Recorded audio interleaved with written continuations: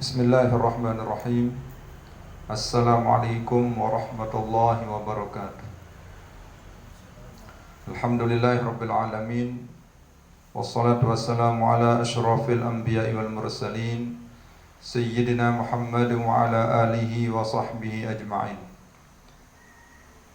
Allahumma aslih ummata Muhammadin sallallahu alaihi wasallam wa farrij an ummati Muhammadin sallallahu alaihi wasallam warham ummata Muhammadin sallallahu alaihi wasallam wansur wahfaz wa ayyid nahdatal watan fil alamin bihaqqi Muhammadin sallallahu alaihi wasallam. Rabbi shrah li sadri wa yassir li amri wahlul 'uqdatam min lisani yafqahu qawli waj'al li waziran min ahli amma ba'du. Qala al-musannif rahimahullahu ta'ala wa adamallahu an-naf'a bi'ulumihi wa bi'ulumi masyayikhihi wa masyayikhina fid dharain amin. Wal maqalatu as-salisatu qala an-nabiy sallallahu alaihi wasallam la yu'tillahu li ahadin khamsan minal hay'at illa wa qad a'adda lahu khamsan ukhra min jazaiha ila anqal la wala yu'tihi at-taubata illa wa qad a'adda lahu al-qabul ay qabul at-taubati. Ruya annahu sallallahu alaihi wasallam qala maktubun hawla al-arshi an tukhlaqa ad-dunya bi arba'ata alafi amin wa inni la ghaffarun liman taba wa amana wa amila salihan summa ihtada.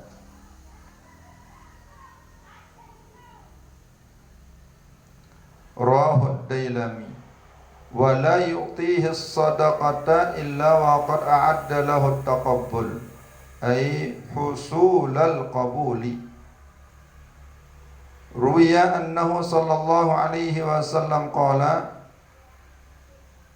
kullu mri'in fi zilli sadaqatihi hatta yaqdi bainan nasi. Rawahul Imam Ahmad. Wa ruwiya annahu sallallahu alaihi wasallam qala ma min 'abdin tasaddaqa bi sadaqatin yabtaghi biha wajha Allah illa qala Allahu yawmal qiyamati 'abdi rajautani falan uhqiraka haramtu jasadaka 'alan nar wadkhul min ayyi abwabil jannati syi'ta. Rawahu Ibnu La'al.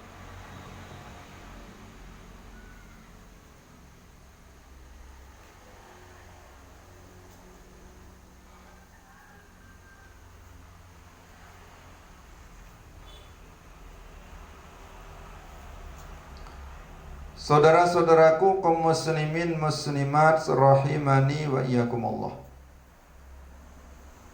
Alhamdulillah wa syukrulillah.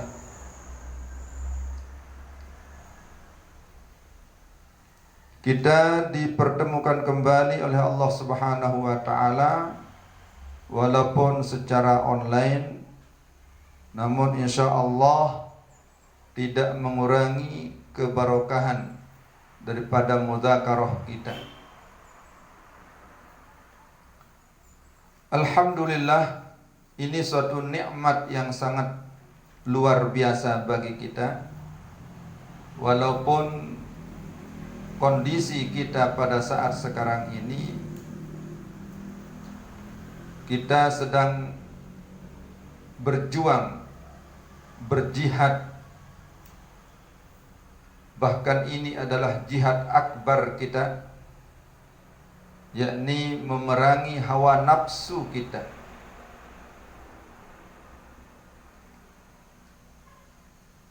Dan yang patut kita syukuri juga bahwa di bulan suci Ramadan sekarang ini kita banyak diberikan keringanan-keringanan oleh Allah Subhanahu wa taala. Dan di balik keringanan itu banyak hikmah yang kita petik. Salah satunya yakni kita bisa senantiasa berjamaah bersama keluarga kita, bersama anak-anak kita. Jadi secara tidak langsung kita sedang melatih anak-anak kita untuk bermasyarakat.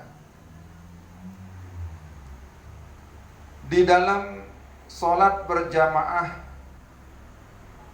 di situ ada imam, di situ ada makmum. Imam dan makmum ini adalah manusia biasa, sehingga imam tidak bisa bebas dari suatu kesalahan.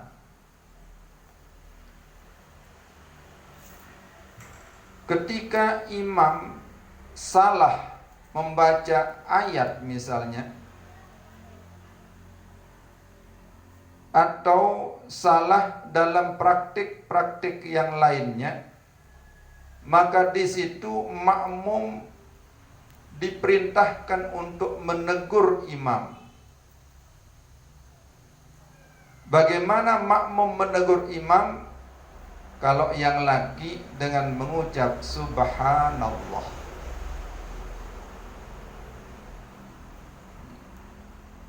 Jadi cukup yang menegur itu hanya satu saja. Tidak dianjurkan semua jamaah akan menegur, tidak. Cukup satu saja yang menegur. Dan itu dengan adab-adab tersendiri. Tidak dengan berteriak-teriak. Cukup sekali ucap dengan suara yang agak besar, seukuran didengar oleh imam yang ditegur. Jadi tidak dengan berteriak. Nah, di samping mengucap subhanallah, maka ketika ada bacaan imam yang salah misalnya, di situ yang menegur dianjurkan atau diminta untuk memberitahu di mana salahnya imam. Jadi ini adalah suatu pembelajaran yang sangat istimewa bagi kita. Di dalam kita bermasyarakat, di situ ada pemimpin, di situ ada rakyat. Di dalam kita bernegara, di situ ada pemimpin, di situ ada rakyat. Di dalam kita beragama, di situ ada pemimpin, di situ ada rakyat.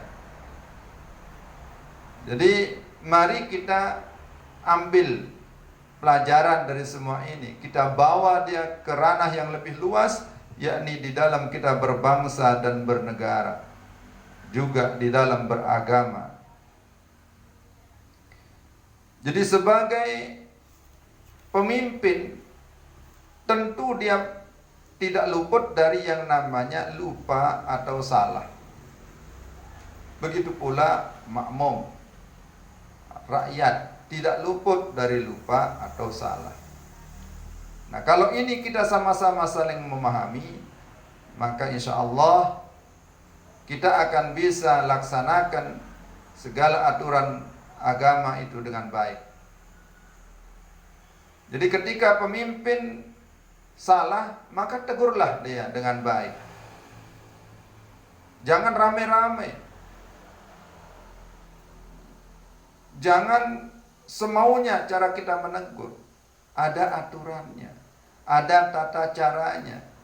Jangan pula mencaci maki orang yang kita tegur. Sebab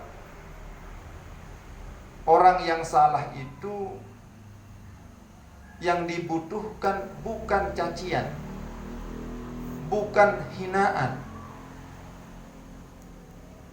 tapi yang dia butuhkan adalah teguran yang baik, nasihat yang baik. Jadi ketika kita ingin memperbaiki seseorang, menegur seseorang, maka terlebih dahulu kita kendalikan diri. supaya kita bisa tenang dalam menegur, bisa tenang di dalam kita memberikan wejangan atau peringatan, yakni kendalikan hawa nafsu kita. Jangan menegur seseorang kalau di dalam hati kita ada unsur-unsur ingin meremehkan orang lain. Jadi tidak boleh. Jadi mari kita saling tegur sapa dengan sesama kita dengan cara-cara yang diatur oleh agama kita. Semua orang bisa saja salah, karena semua kita punya kelebihan dan punya kekurangan. Dan kita perlu sebelum menegur, kita melihat dulu dia itu salah karena sengaja atau salah karena kebodohannya, atau salah karena dia memang tidak sengaja, atau salah karena pengaruh lain di luarnya. Nah, ini perlu diteliti,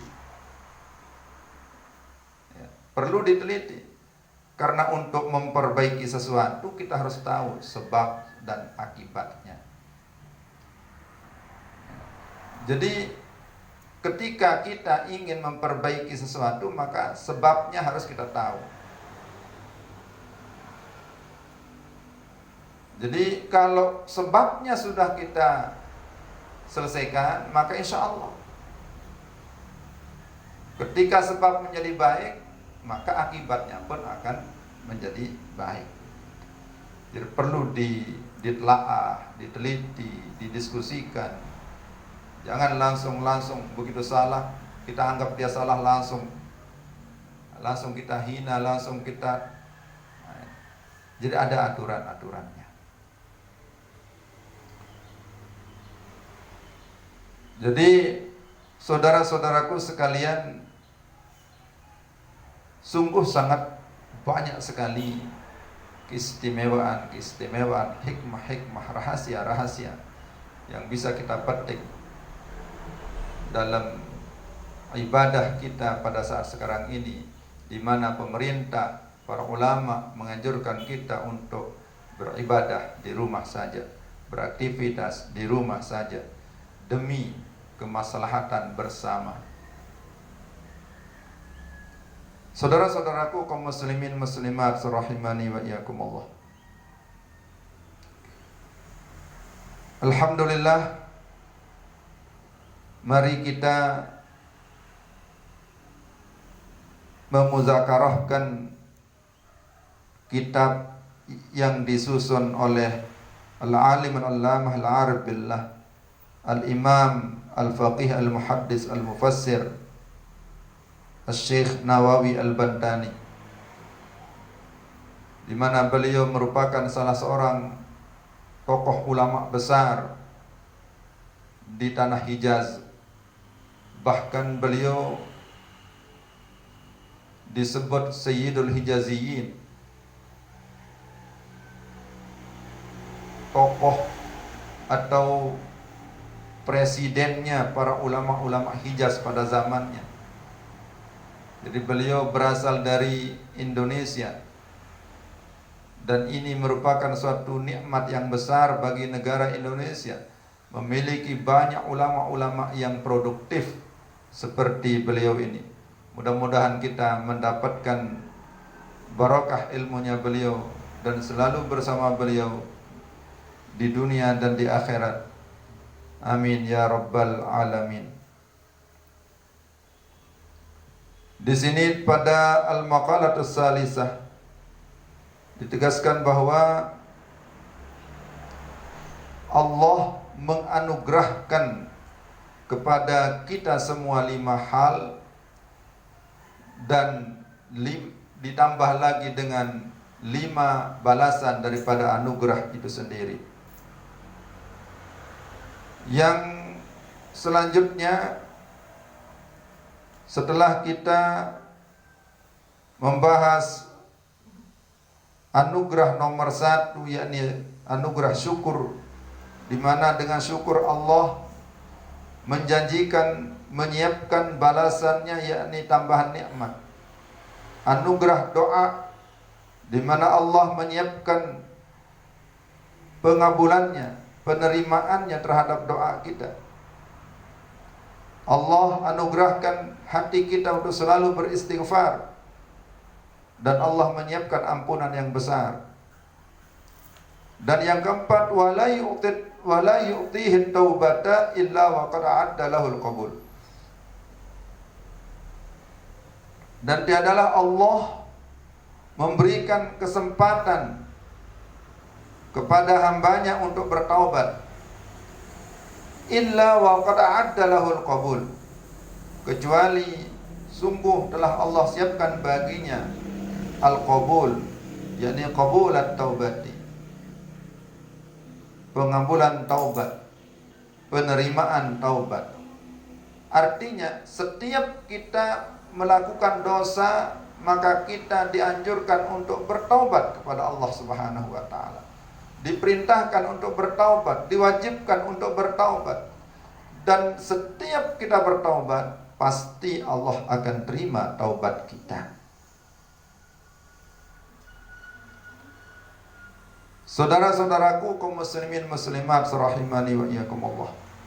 Ruwiya annahu sallallahu alaihi wasallam qala maktubun haula al-arsy an tukhlaqad dunya bi 4,000 amin wa inni laghaffarun liman taba wa amana wa amila salihan tsumma ihtada. Rawahu Dailami. Dalam hadis yang diriwayatkan oleh Imam Ad-Dailami ini disebutkan bahwa telah tertulis di dalam arsy atau pada arsy, yakni salah satu makhluk Allah yang paling besar, sebelum dunia ini diciptakan 4.000 tahun. Artinya 4.000 tahun sebelum dunia ini diciptakan sudah tertulis di atas arsy. Apa yang tertulis di situ? Inni laghaffarun liman taba wa amana wa amila salihan. Allah menulis di situ, sesungguhnya aku Maha Pengampun liman taba, bagi orang yang bertaubat, bagi orang yang beriman, bagi orang yang selalu beramal soleh. Summah dada, kemudian dia akan mendapatkan petunjuk. Artinya di sini ini adalah janji Allah Subhanahu wa taala. Setiap kita bertaubat, pasti Allah terima taubat kita. Ketika kita melakukan amal saleh dengan penuh keimanan kepada Allah Subhanahu wa taala dan selalu kita bertaubat kepadanya, pasti kita akan mendapatkan hidayahnya. Jadi hidayah ini adalah merupakan suatu kebutuhan pokok kita dan di atas dunia ini. Karena hanya dengan hidayah Allah kita akan bisa mengetahui mana yang baik, mana yang tidak baik. Dengan hidayah Allah kita bisa berjalan lurus menuju keridhaan Allah Subhanahu wa taala. Inilah yang kita mohon-mohon kepada Allah Subhanahu wa taala, ihdinas siratal mustaqim. Supaya kita selalu mendapatkan hidayah untuk jalan di atas jalan yang lurus, jalannya para nabi, para rasul, jalannya para syuhada, jalannya para salihin, jalannya para ulama. Jadi kita memohon petunjuk Allah Subhanahu wa taala untuk berjalan di jalannya para ulama.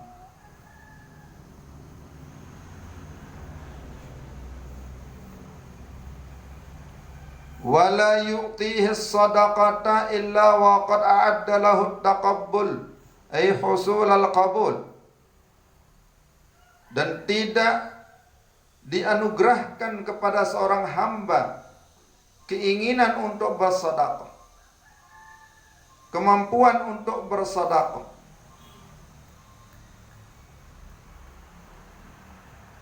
illa wa qad a'adda lahu taqabbul, kecuali sungguh Allah telah menyiapkan baginya, menjanjikan baginya at-taqabbul, yakni husul al-qabul. At-taqabbul yakni penerimaan terhadap sedekah itu sendiri. Jadi apa yang kita sedekahkan, yang kita niatkan lillahi ta'ala, maka sedekah kita akan diterima oleh Allah Subhanahu wa taala. Hasil dari sedekah itu akan diberikan kepada kita oleh Allah Subhanahu wa taala. Ruwiya annahu sallallahu alaihi wasallam qala kullu mri'in fi zilli sadaqatihi. Rasulullah sallallahu alaihi wasallam bersabda, kullu mri'in fi zilli sadaqatihi, setiap orang berada di bawah naungan sedekahnya hatta yaqdi bainan nasi, hingga selesai hisab antara manusia. Jadi Allah akan memberikan perlindungan kepada kita dengan sebab sedekah kita. Jadi semakin kita lebih sering bersedekah, maka Allah semakin senang dan semakin banyaklah perlindungan yang diberikan kepada kita oleh Allah Subhanahu wa taala.